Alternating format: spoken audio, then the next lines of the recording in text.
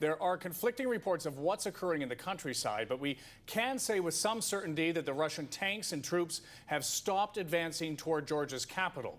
That is where the young democracy's military has largely fled in retreat, and Georgia's defiant citizens rallied today in huge numbers. Global National Stuart Greer is there in the main square of Tbilisi. Stuart. Kevin, the Russian president may have ordered an end to military operations today, but there are reports that the bombing continued on the ground. And certainly the people here in the Georgian capital do not feel the crisis is over. They held a defiant rally today to support their president.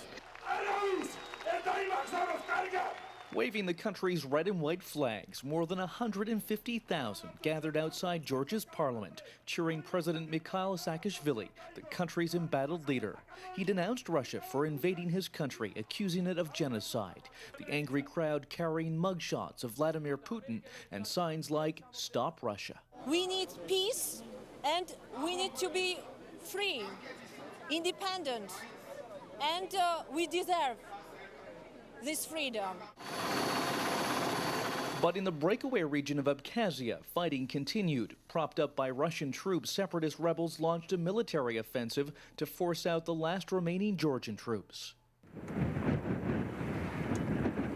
Just hours before Russia ordered a military halt, Georgian officials said Russian jets hit government offices in the key city of Gori, killing 6.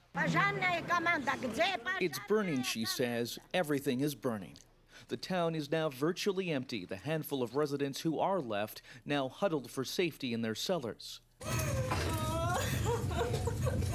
And in the South Ossetian town of Skin Valley, where this conflict erupted, thousands are homeless. Russians are firmly in control here, and they accuse Georgian troops of killing 2,000 people before being forced out.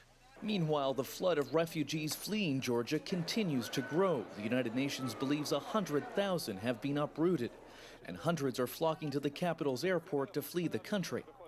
As Georgian towns continue to smolder, politicians are trying to make diplomatic advances in Moscow. France's Nicolas Sarkozy met with Russian President Dmitry Medvedev, the two leaders negotiating a plan that would move all troops back where they were before the conflict started.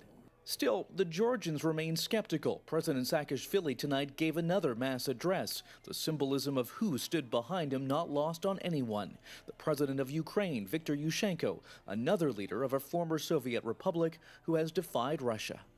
While Western leaders are encouraged, Russia has ordered an end to military operations. It is far from signing a formal ceasefire. The Kremlin's message today, it will continue to call the shots here in Georgia.